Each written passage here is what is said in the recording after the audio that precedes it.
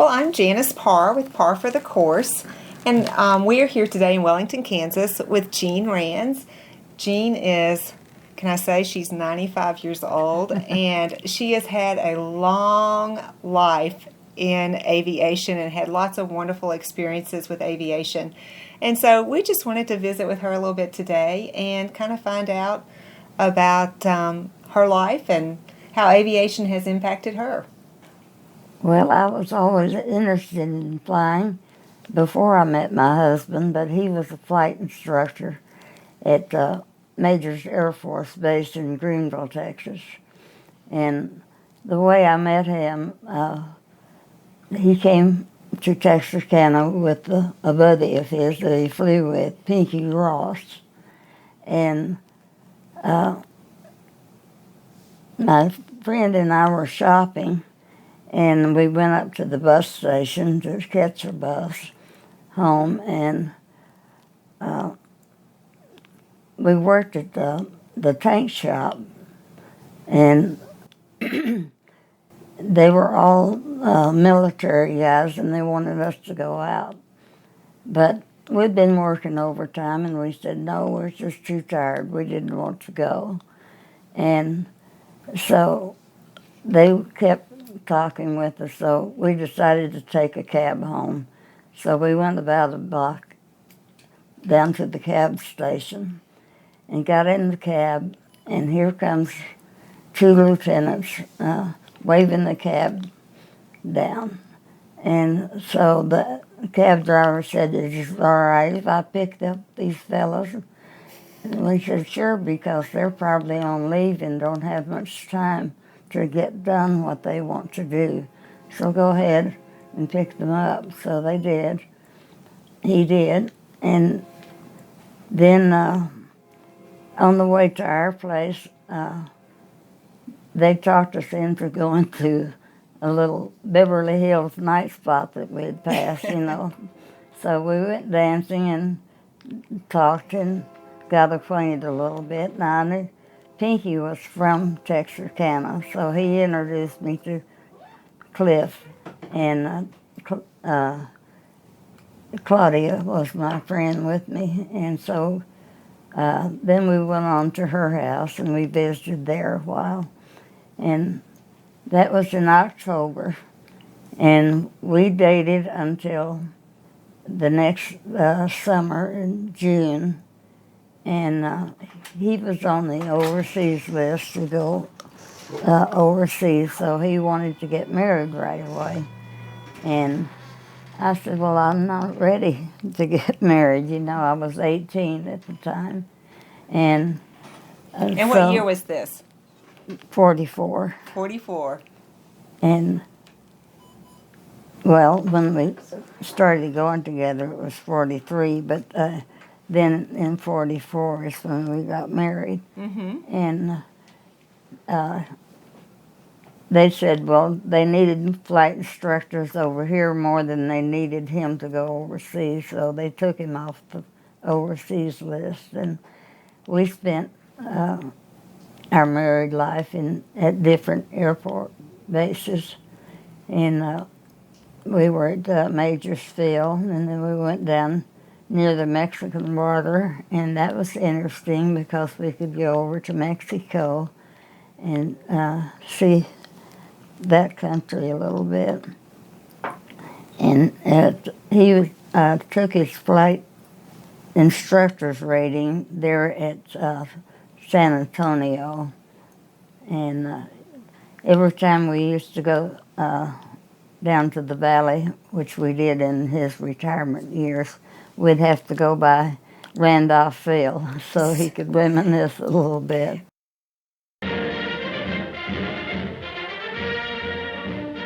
Flying cadets of Uncle Sam's Air Force. From a nationwide network of civilian aviation schools supervised by the Army, they come to Randolph Field. After 10 weeks of primary training, they are ready for the West Point of the air.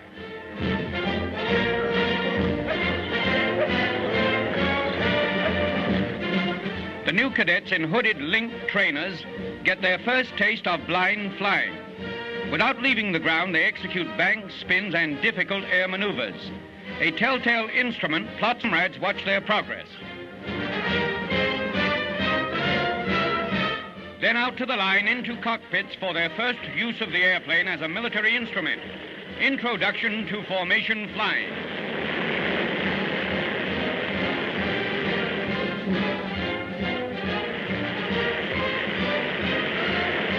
Randolph Field for the basic course, nearby Kelly Field for advanced students, combine to form the nerve center of America's Air Force training program. Expanding U.S. defense calls for the schooling of 30,000 pilots each year. There's plenty of room for young men, 20 to 26 years of age, with at least high school education, training for a peacetime profession or training to serve their country's defense. Meanwhile, Uncle Sam is building an Air Force to match any in the world.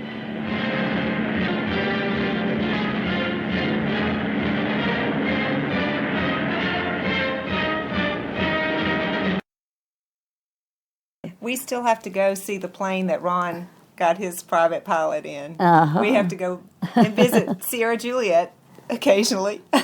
Well, Cliff flew before he went into service, and he was always interested in airplanes because they would fly over the mail planes flew up and down the Wisconsin River, and their land bordered the Wisconsin River, and so he always thought that was pretty neat. So when he was just a young kid, he and a friend of his decided to go to the next town up, was about 6 miles, Boscoville, Wisconsin. That's where the Gideons started, in the hotel there at Boscoville. Well, he and his friend went up there, and they got an airplane ride, and so they thought, well, they'd hitched a ride up there, I think, and they were thinking about getting back home, you know, and then they ran into Cliff's father, and he didn't know they were in Boscoville, so he took them home that day, and that was his first flight, and after that he had an American Eagle and several older planes, and one of them's in a museum out in California now. He took me up in a BT-13 one time, and it was about 12,000 feet, and I was getting chilly, but we did Chandelles and those little 8-point slow rolls, and quite a few aerobatics.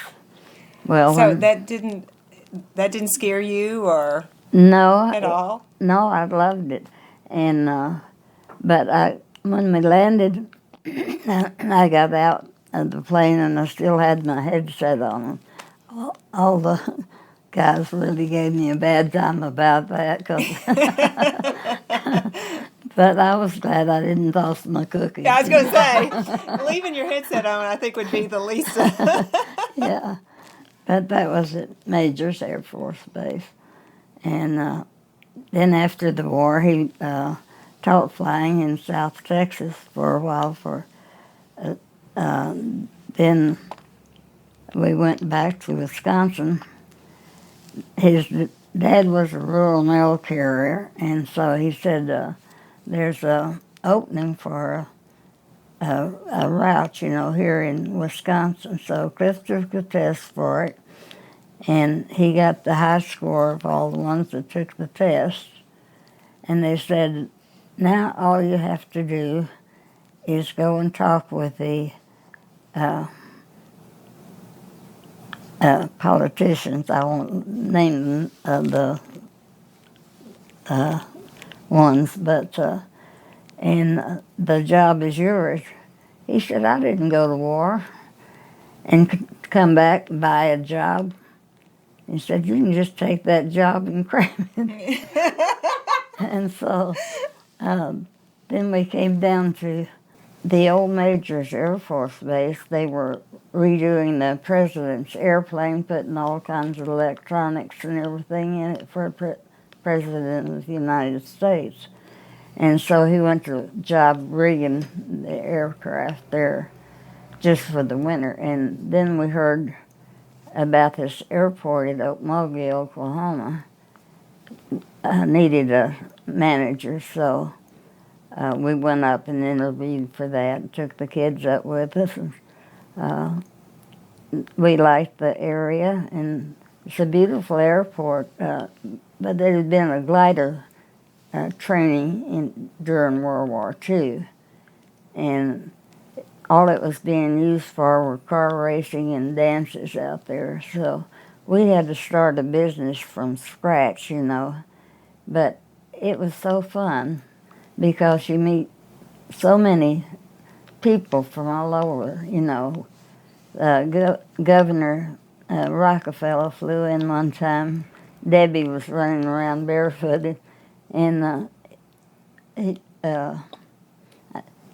we were visiting, and I said, Debbie came up to me, and I said, now that's my little Archie, not thinking about him being a governor of Arkansas, but my mother was from Arkansas. Well, we used to go barefoot all the time in Texas, too, you know, when I was a kid. Did in Louisiana, too. I never wore shoes in the summertime. Right.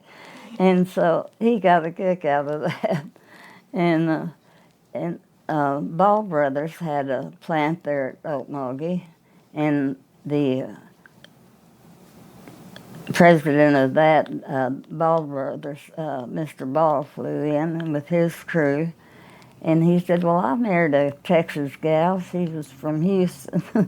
And when we were there was a roundup club that liked to square dance, and they always had put on, it's kind of like the Wheat Festival here. They had a big city thing, and they would have different celebrities come to town. Gene Autry came, and his manager was from Okmulgee to begin with. And then Peter Beck, you know, and Michael Ansar. I was trying to think of Marlon Brando flew in one time, and I didn't recognize him. And all the girls gave me a bad time about that because Marlon Brando. There was a bunch of oil men, and they were talking, and he'd gained a little weight, you know. And so that was kind of different. Yeah. So you guys have the airport in Okmulgee, Oklahoma. And so at some point, you must have decided to get your license to learn to fly, or what? Why did you decide to learn to fly? Well, that was where I learned to fly. And well, some of the girls kind of were skittish about their husbands learning to fly, and they told me, well, when you fly, said, maybe we'll let our husbands come out and fly. So it was good for business. Yeah, right. And so I always wanted to solo, and when I did, we usually, everybody that was around would get a free pop, you know. And so Debbie was about 2 then, and they had her all primed to say, Mommy soloed, you know. And so when I did come in the door, she said, where's my pop? So she used to entertain everybody. She'd get over on the couch and stand on her head and all. And we used to have a fly-in, a barbecue. The college there had someone would donate a beef or something, and they'd barbecue it, and we'd have a fly-in, and people come from all over. And we had the kids entertained. They tap danced and did ballet. So we'd get a big truck out there with a big flat bed, you know, and that was their stage, you know, and entertain. They liked to do that. And we always had fun at the barbecues and things like that because so many people flew different types of airplanes then, you know.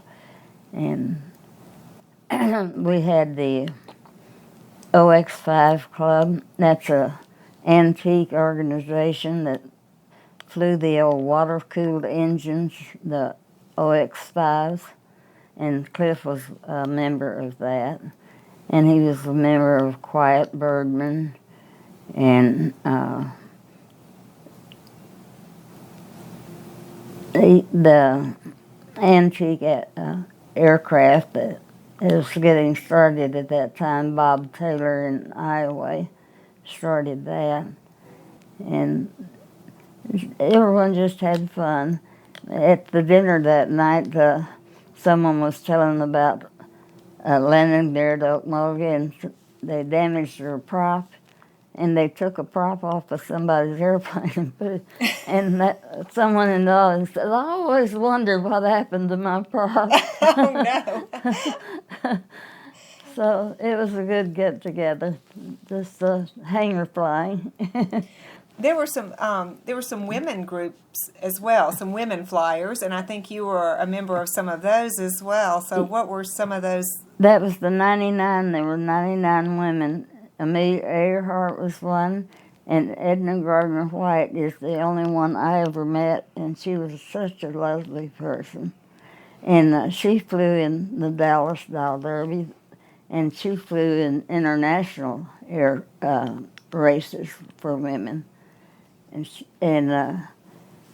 she was about maybe 80 years old at the time she flew the Dallas Doll Derby, and she was just a delightful person to be around. She was great.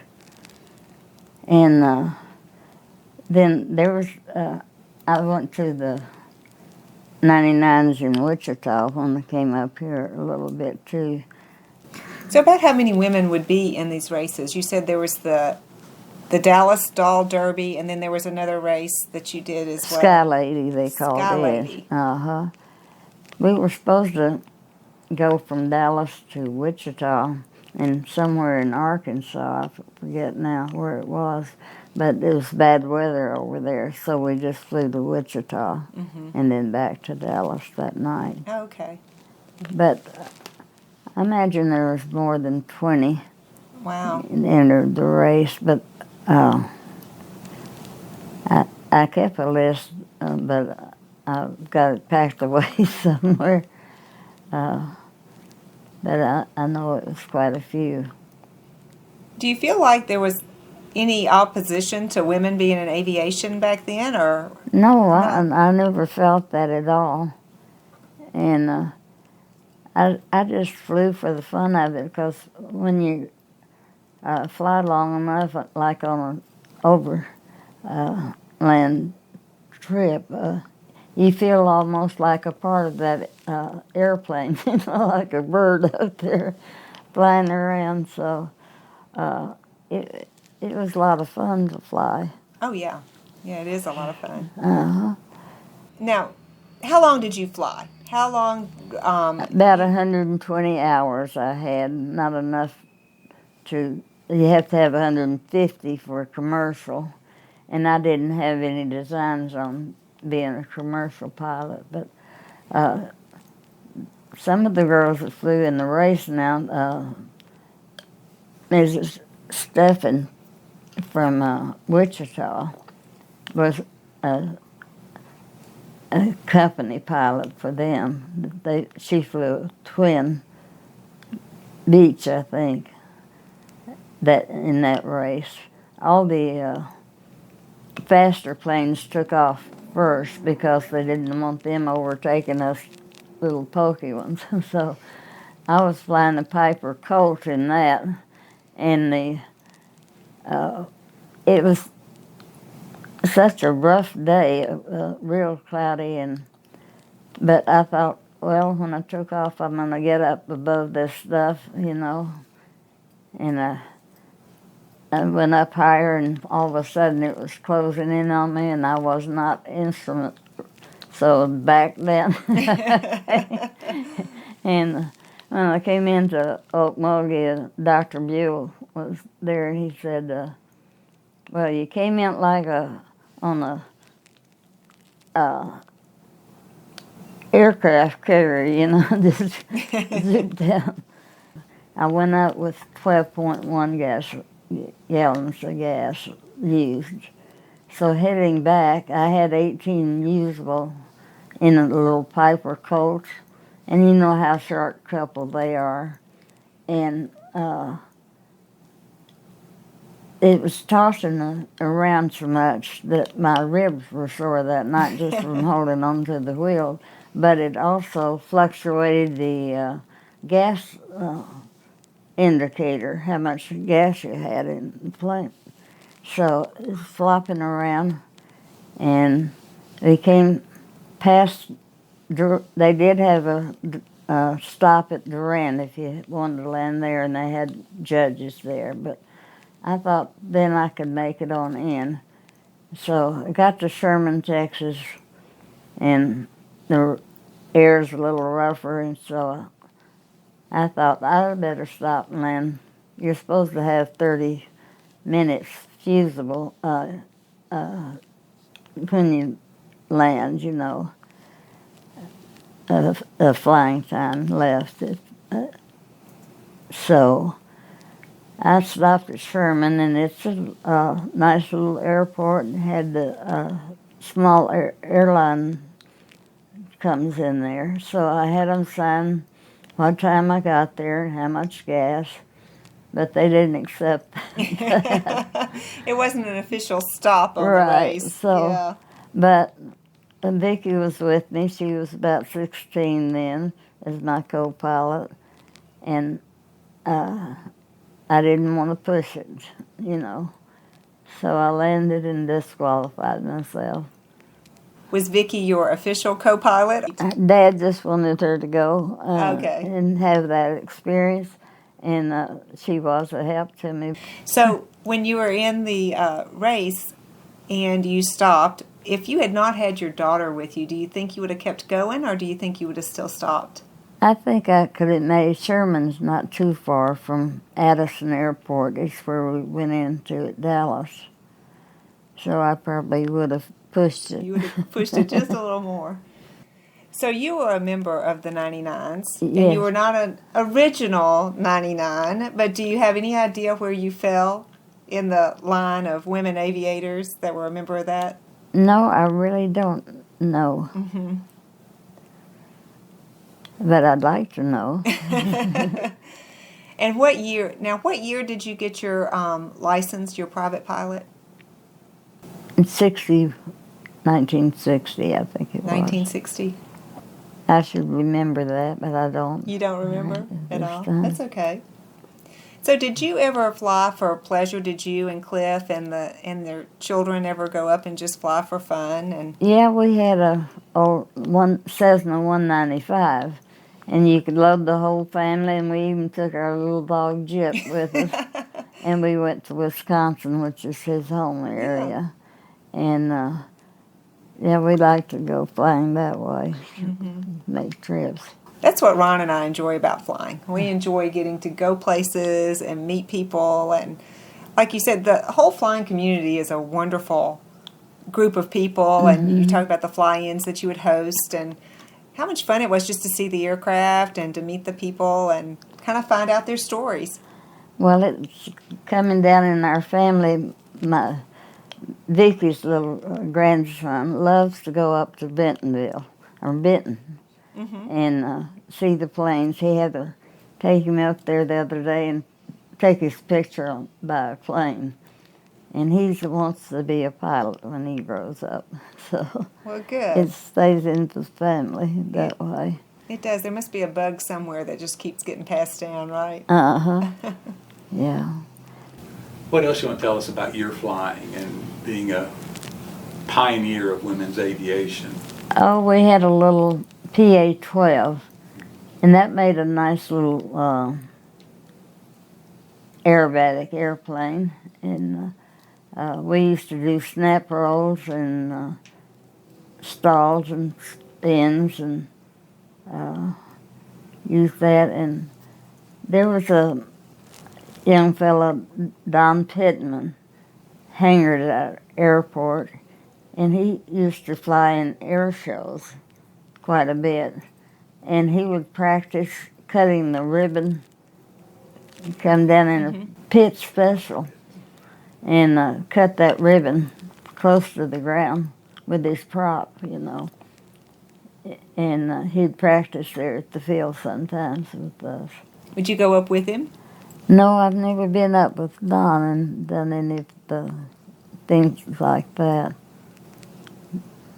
Did you ever do any acrobatics? Did you personally ever fly and do any acrobatics? I flew with Cliff and did snap rolls and things like that myself, but I never did it when I was out by myself, and I didn't feel that confident. So. Any closing remarks or final words of wisdom you'd like to share with everybody? Well, there are bow pilots and there are old pilots, but there's no old bow pilots. Janis and I could have listened to Miss Jean for hours. Her recollection of aviation that she got to experience was just remarkable.